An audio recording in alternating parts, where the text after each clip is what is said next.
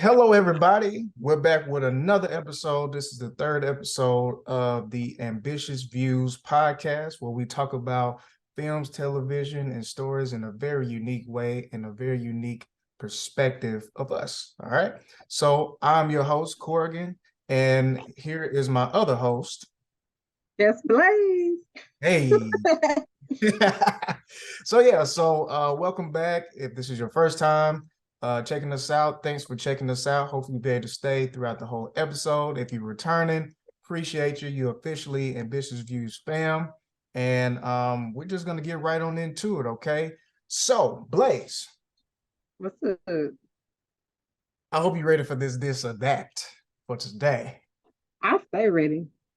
Okay, we're gonna see. We're gonna see. All right. Here's your this or that.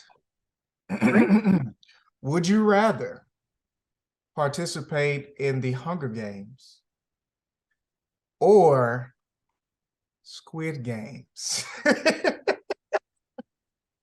I would rather the Hunger Games Oh, because I can hide for a really okay. long time. Okay. And I mean, since the name of the game, I can either do what Katniss did Mhm. and be like, we're gonna both die, or I can just poison the last person. Pop out the nowhere and be like, hey, you that berry you just ate, you're finna die. So you leaning on being able to hide. Yes. Okay. I'm not gonna fight people and kill all these people. No, I'm gonna just hide, let them kill themselves. Work smarter, not harder. Because why not? Why not? I mean, I don't want to kill anybody, but they don't give you a choice in Hunger Games. So. Yeah, what you said. Well, dope. That was. I didn't expect for you to quickly be able to figure out something or whatever. I got to come a little harder for next time. I told you, I stay ready. I don't have to get ready. Okay. Bet. Let's go ahead and transition over to the watch list. What have you been watching lately? Well, you will be happy to know that I did watch Black Panther 2. What? Yes. Oh my goodness. Yeah, I did. I watched it Saturday. Well, we got to come back to that then. We got to come back to that. Because I got cycle back. We're going to cycle back. She went on and addressed it to y'all just because she saw on our little document for today that my question was, again, has Blaze finally watched Black Panther 2? So right, I'm just rip the Band-Aid off. I did. I watched. But the new season of Harlem dropped last week. And so watched those first 2 episodes. Great. I love what they're doing with the show. I also recently watched Netflix has like a documentary series called Untold, and they look at different things. And I've already watched the one about Malice in the Palace, where the Detroit Pistons game where things went nuts. That was really dope. But I watched recently the rise and fall of AND1. I didn't realize that AND1 did not really exist like that anymore, and I didn't know that they had such like a rich history in street basketball and stuff. So it was cool to learn more about that. It's on Netflix. And then season 4 starts tomorrow, February 9th. And Love is Blind for my reality TV watchers. After the altar for season 3 drops on Friday, I think. That's going to be interesting. I need to I hope they give kind of like a recap, because for some reason, certain moments I feel like oh no, now it's starting to come back to me. Yeah, it's going to be very interesting. If the couples are still happy, Yeah, I think that's going to be the most interesting thing. This was definitely very unique. This past Love is Blind season was very unique in a lot of ways. And then definitely even after, I think the aftermath was probably the most intriguing out of all of the seasons. So I'm very interested to see where they're going to go with that. But that's pretty dope. So for me, we finally finished Death Note. For Okay. my anime fans out there, we finally finished it. And those of you who have seen it, you definitely gonna know where I come from when I say that, man, it was a long time coming, but we finally finished it. You know, I don't want to spoil it for those who haven't seen it because it's definitely something very unique. And it's not even just because I don't want to spoil it, but really it almost takes away from the show if I tell you too many details. But again, just in case you haven't seen the last episode that should be coming out pretty soon, basically it's the main character who is pretty much like a whiz kid, but very chill in high school. He's a senior. His name is Light. And basically, while he's sitting in class, all bored, he looks out the window and he sees a notebook just falls out of the sky pretty much. And basically goes in and is like, what's going on or wherever like that. And basically finds out after reading the instructions that if you write someone's name in that notebook, that they will die in just a few amount of minutes or more, you know. So it's pretty unique because it's like, okay, what in the world this guy is going to use this book for, like what he's going to do, especially a high school student. So it's very, very unique. Like the description within itself is kind of like, okay, where's this going to go? But once you get into it, you like, what in the world am I watching? So it's pretty dope. Highly recommend. It's a one and done kind of thing. I don't know if it originally was more than one season, but as far as watching it, it felt like just one season. If you watch it like in dub or in sub individually, I think it was around like maybe 37 episodes. So not too many at all. And plus, like, you know, the episodes are maybe like 20 minutes or so. So Death Note was pretty dang good. We Wait, do you watch in dub or do you watch in sub? It depends. I will Okay. say if I'm forced to watch it in sub, just because of my experience with Naruto, I don't mind watching it in sub because when we were originally watching Naruto, when it got to Shippuden to a certain point, they hadn't dubbed everything. And so we had to Mm. watch the whole entire rest of the series in sub. So I don't mind it. And we have to watch Boruto in sub as well. So I kind of feel like long as you're like long as the show is good and you're into it, it shouldn't really bother you as much, I don't think. Because I know like when we watched Demon Slayer on Netflix, we watched it in sub, but then once we transitioned over to Hulu to finish everything, we watched it in dub. Some people sometimes say it takes away if you watch it in dub or whatever. I don't know if my eyes are tricking with me, but it really don't make me any difference and stuff. And plus, sometimes I'm eating while I'm trying to watch, or you know, I am that type of person. Like, especially if I know it's doing a lot of dialogue, I am going to look at my phone or just Right, that's whatever. what I You know what was I'm saying? thinking. That's why I don't like sub is because I usually do stuff while Mhm, I'm watching something. And mhm. so I don't want to have to solely focus on that to make sure I know what's going on. Yeah. Like the reason why I got through Demon Slayer so fast is because I was watching it as I was doing my hair, so I could like listen to it. I didn't Mhm. have to read it because I watched it in dub. Yeah.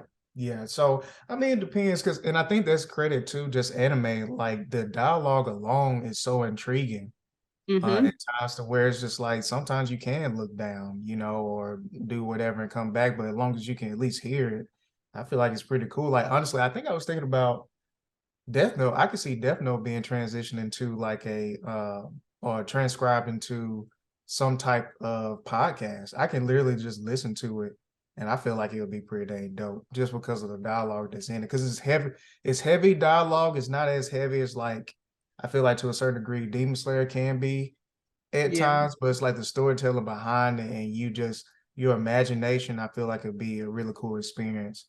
Just sitting in the car, sitting in your office and just listening to things go back and forth.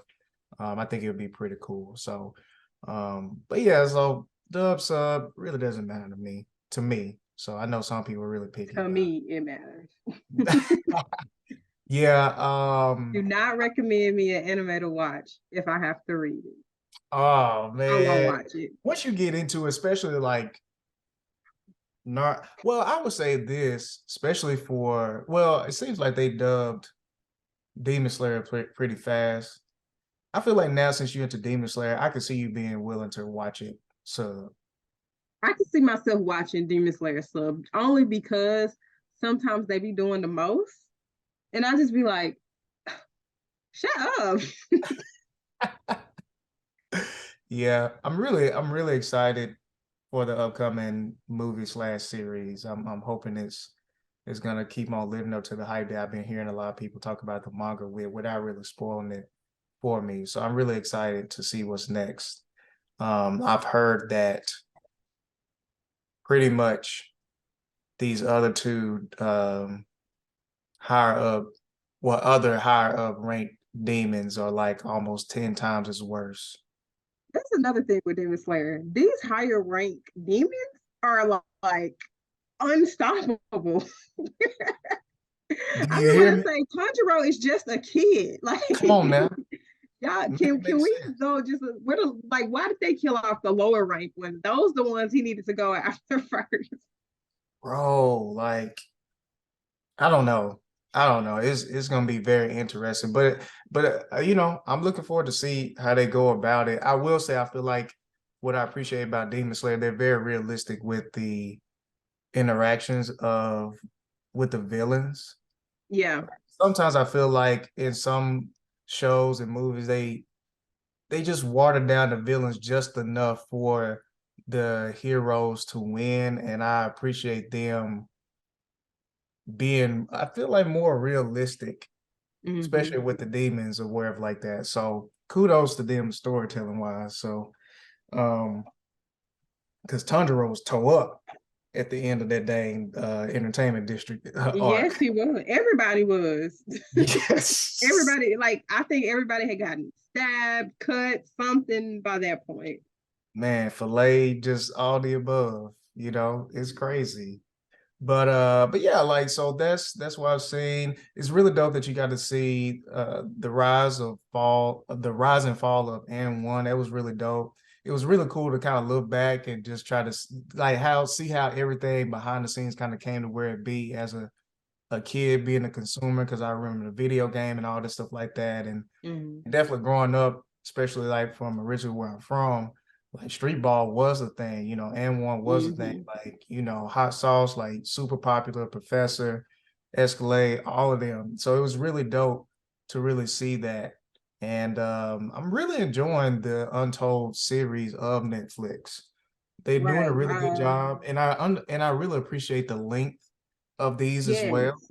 It's like Yes. straight to the point, very entertaining, And I like great. that it's not a Yeah, limited series. Like yeah. it's like each one's just like a movie essentially, Hmm. as opposed to like I mean the mini series documentaries are okay, but sometimes they don't get straight to the point. It's a lot of Exactly. fluff. Yeah. Exactly. So I really enjoyed it. It's been one of my favorites and not the favorite. I think it's between that one. I think the Aaron Hernandez was very interesting, but there may have been a series though. I can yeah, I I think think there that may one have was a been series. that Yeah. was a series. Well, besides that, Malice at the Palace was definitely up there. Yes. Definitely up there. I was like, whoa. So that was pretty good. And like I said, Harlem. We only watched the one episode because we watched it kind of late. I think it was like Monday night. But I will say the first episode was wild. It was really wild. So I'm really looking forward to seeing the rest of the series. It's looking good.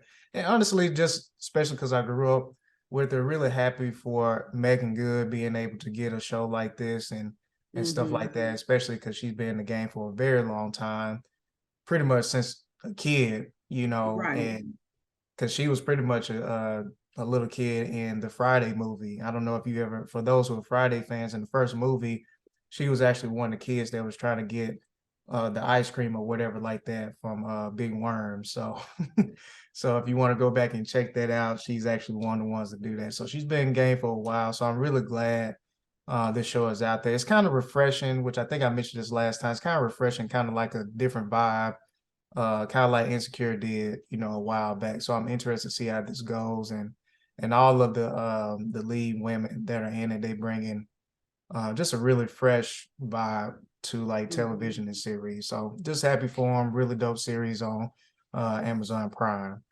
Um, One thing I forgot to mention that I really enjoyed last year in the first episode was the movie Nope. Blaze, did you get to see Nope yet? Yeah, I saw it. I really enjoyed it. I feel like it was something very fresh, something new. And I don't know. I don't know if it was just because it was a Jordan Peele movie and it was very unique and people had mixed feelings of what they thought it was going to be and everything like that. And but I really enjoyed it, man. It was just like something refresh. Like I could see myself literally turning it on and watching it again, just sitting up at the house or whatever. It was really cool. The first time I watched it, I was like, what did I watch? And so then I did Mm, my research and I was like, oh, okay, that makes sense. And so I really should have just went ahead and rewatched it so that I could appreciate, mm. everything I learned in my research. I'm gonna be honest. I think this has been my favorite out of his three, to be honest. Really? Yeah, I might have to watch Get Out again. Like I know, like on a cultural standpoint, the fact that especially the time that it came out, it was very like not on point as in, whatever, but just on point of just like sometimes I feel like how we feel like people want our culture, our beauty and all this stuff like that so much that they're willing to do whatever it takes to take it just so they can be us in the vibe at times. I get that, but it's just so very unique, man. Like, and I think this is my favorite movie that Keke Palmer has ever been in for me. I think. Mm. I got another one for you, Blaze. Let me see how you feeling. All Okay. right. So, and we'll put this out on our social media because I'm interested to see what everybody's going to be thinking. So, what is your top three franchises? Top three movie franchises that you got? What you got? When I think about top three, I'm thinking about like the movies that I'm going to rewatch over and over again. Mm-hmm. Um, I probably know the words to them. I know pretty much, each action, each scene, all that. Mm-hmm. So my top three would have to be Harry Potter. Like, Okay. I mean, the goats of that particular genre. Um, Next, I will go with Scream. It's crazy that I love a movie series that started, I want to say, the year I was born, but that's what I got Big Brothers for. They put me Yeah. on. But I love the Yeah. Scream series. Every time a new one drops, definitely watch it. Waiting for the one that's dropping in March. Mm-hmm. And Mm-hmm. then Spider-Man, but specifically the Tobey Maguire Spider-Man, Mm-hmm. because Okay. he is the best Spider-Man. Okay. Okay. And that's Okay. not up for debate. So but I also have to put a tie with X-Men because I love the X-Men series. I like the first three, but I do enjoy like I don't want to say reboot because they still kind of use some of the older people. They just kind of told it from a different time period and timeline. But I love that like the last three that started with X-Men First Class. I Mm-hmm. really enjoyed spotted out about how Magneto and Charles met each other and Mm-hmm. became friends. That was a really dope storytelling. There were some, iffy plot points, but overall, those are movies that I'm gonna always rewatch if I see them on or just randomly. Dope. Dope. Dope. Okay. What Cool. about Cool. you? Cool. All right. So I don't know if I mentioned this the other time, but I've been on a Rocky like individual like random marathon, and we still got one more to watch, which is Rocky Balboa, which was the sixth one, I believe, that came out. Which I do remember watching it, and overall, it's pretty dang good. For it to be years later, but I got to put Rocky as my number one. And the reason why, just watching it again, like you were saying, something that came out way before I was born, just to be able to just see how that was produced and how honestly I feel like it's really almost dang near timeless, especially the themes that goes throughout the series and the fact that they was able to keep that type of level of production and writing and acting up, um, and different celebrities in and out and the celebrities fit in and the celebrities and big names at that time was in it. It was just really dope and it's very relatable. I feel like for me as well. And so I definitely got to put the Rocky franchise up there for me, especially if you even want to trail off into the Creeds, which the Creeds have been hitting every single time. I'm looking forward to seeing Mhm. Creed 3. So I got to put Rocky up there as number one. And that was just a recent thought, because if it weren't for that, I'd be right there with Blaze with my number two, which is Harry Potter. And man, Harry Potter franchise, I mean, it's just hard to beat. Literally every Mhm. single movie is different in its own way, but keeps up the same theme. Is literally, even when you think things are not as like the other one, when you sit back and think about what was the purpose of that movie, you still got to give it kudos, because even, the Half-Blood Prince, that was very slow, but then the ending of it, it was all just kind of worth it, you know what I'm saying, and stuff. So like definitely Harry Potter for number two. And it just got better. I honestly would say, I don't know about you, Blaze, but honestly, the my favorites were the favorites of the whole entire franchise was the last two of the franchise, seven Mm. and eight, for I mean, I me. know I really like Deathly Hollow. My favorite is Prisoner of Azkaban, but I do like Deathly Hollows. Hmm. Um, I think the writing in that one was just stellar. Hmm. Yeah. Dope, But dope. one thing I love about Harry Potter is that, and it's really hard to do this, to have the same overall villain and it not get stale. Like each season, they built Baltimore up and up Yeah. and up and up. Mhm. So that by the time we did get to the last two, it didn't feel, it wasn't anticlimactic for the final battle. It felt Mhm. as big as it needed to be, because this has been like somebody that has been harassing this little boy for so many years. Yeah. Voldemort was off the chain, man. Like Voldemort just ruthless. He's one of the best villains I feel like in movie franchises, period. And he Oh, stayed most true to definitely. himself. And even though it was very schemish, it made sense how he ended up being defeated in the end. Mm-hmm. And honestly, to a certain degree, I wouldn't really see no other way and stuff. So yeah, I definitely agree with that. And really great writing and of course great acting as well. And them being able Mm-hmm. to keep that up for the longest was just really amazing, to be honest. Yeah. And last, so my last one is the So it's Marvel franchise, but I want to be specific, even though the overall franchise is really great. Is the Marvel franchise Phase 3? And just to remind people of like So who that's was all in insane. that, what all movies was in that. You have Captain America, Doctor Strange, Guardians of the Galaxy 2, Spider-Man Homecoming, Thor Ragnarok, Black Panther, Avengers Infinity War, Ant-Man and the Wasp, Captain Marvel, Avengers Endgame, Spider-Man Far From Home. Uh, and I think that was pretty much it. Yeah, Spider-Man Far From Home, because that was kind of like the moment where, okay, how is everything gonna seem now, especially for Peter, Mm-hmm. now that his hero Iron Man is gone. So yeah, so that would be that along. I have it tied with two other franchises, which ironically I just realized is Marvel. Except for like one is Marvel, but it actually like the kudos go to the last one that I'm gonna mention, because before Marvel was a thing, this movie kind of put or this franchise kind of put it on the map to get buy-in to be able to produce. I'm also gonna put a tie-in with X-Men. I really enjoyed it, especially Days of Future Past. I think maybe was my favorite. I feel like it was very unique how they pretty much brought all different aspects of what they've done with First Class, like Blaze was mentioning earlier, all the way to the other characters, and then the fact that I don't think it was considered a post-credit scene, but the fact that after everything that happened, we got to see the original Jean Grey and Cyclops at the end, which had me Mm-hmm. excited thinking they was going to bring it back. But Days of Future Past, I really feel like really wrapped up everything and was really dope. Mm-hmm. Along with, I guess, if you want to consider the Wolverine trilogy as well, like those are pretty Oh dang good, yeah. unique.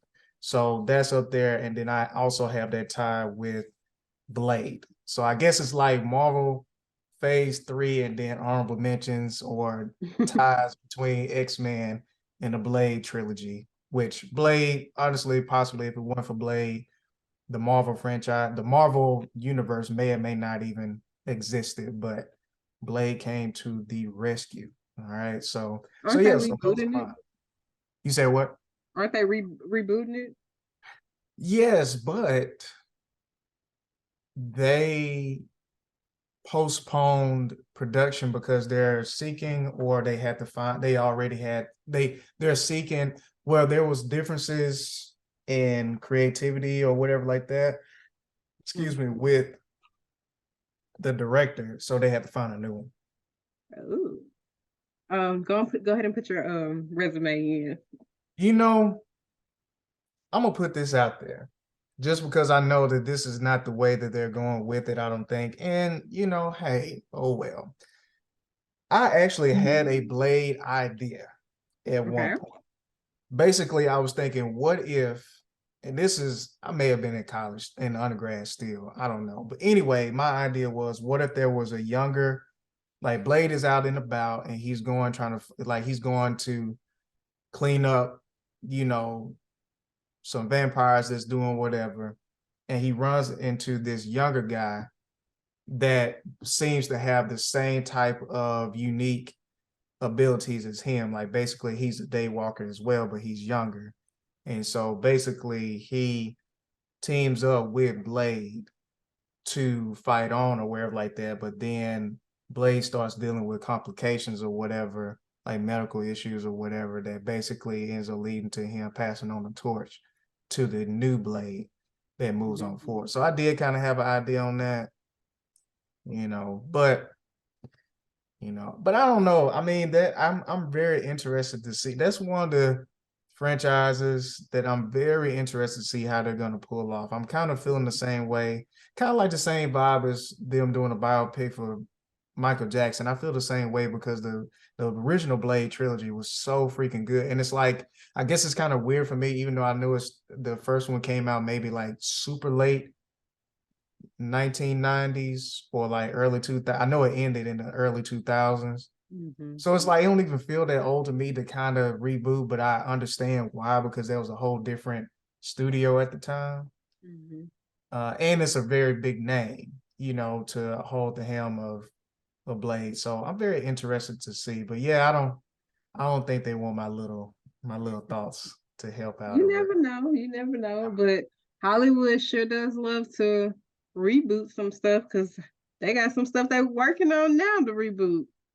Yeah, exactly. Which takes us to our real take section. So speaking of real reboots, White Man Can't Jump, which I think I passively had heard about them bringing this out. And it's kind of funny, man, like, which I guess is smart. Like I passively hear about something, then boom, here comes the trailer. I was like, dang, like I thought they was working on it. So yeah, so White Man Google is Can't in your Jump. brain.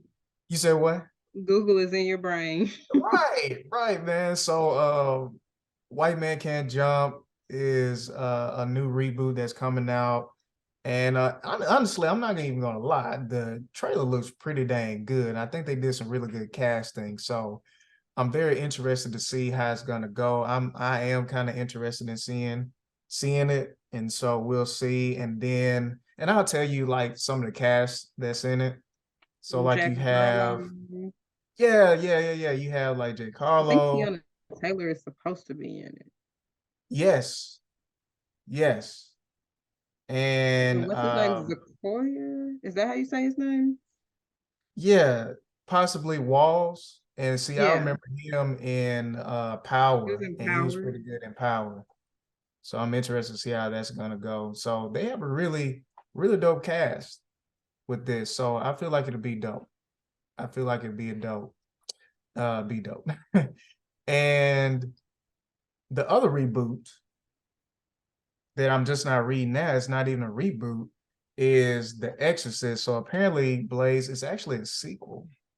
Oh, that's a long time to make a That's a sequel. long time. So it's saying sequel to the 1973 film about a 12-year-old girl who is possessed by a mysterious demonic entity, forcing her mother to seek the help of two priests to save her. That's interesting. Yeah. Yeah, and the cast for this is kind of stacked too. You got Leslie Odom Jr. Okay.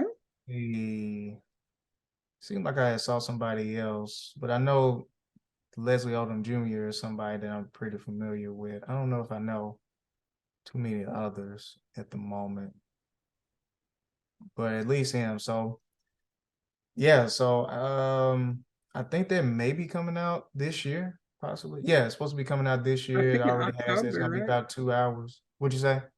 I think in October. Oh, okay, cool. Yeah, I see that it's supposed to be coming out about, I mean, coming out. I see that it's going to be around like 2 hours. So it seems like they're really going to be heavy on the storytelling part and probably going to be a lead up to maybe a franchise. I can see them trying to get out of this because I'm very interested when it comes to like the horror film and thriller kind of world at this moment now where it's going to go because I don't know, sometimes you got to be a little bit cautious of not, reinventing the wheel too much. So I wonder, are they Mhm. going to try to make a long franchise out of this and stuff? But shout out to the reboots. And lastly, Blaze Idris Elba is Mhm. building film studios in Africa, Oh, all right. in the motherland. So I saw a report that said that he plans on working with the country of Tanzania and I believe Ghana as well to build studios. So one in East Africa and one in West Africa, which both countries have been pretty popular lately when it comes to vacation destinations and some diaspora going to revisit and everything like that. So kudos to him to giving back to the motherland and providing opportunity and stuff like that. But Blaze, like when you first saw this or whatever, what you was kind of thinking, what came to mind? Why there? To be Mm-hmm. honest, why there? And so after I did like some research on it, I was like, oh, that's cool. He really wants to give back, or not necessarily even give back, but just bring up that those filmmakers there. Mm-hmm. Um, and so I was like, that's pretty cool because you don't have to do that. Mm-hmm. Mm-hmm. But that also will open up so many opportunities, not just for the filmmakers there, but for those portions of Africa because people are gonna want to go there and film movies there. I can Mm-hmm. see a lot of Marvel movies Mm-hmm. being filmed there.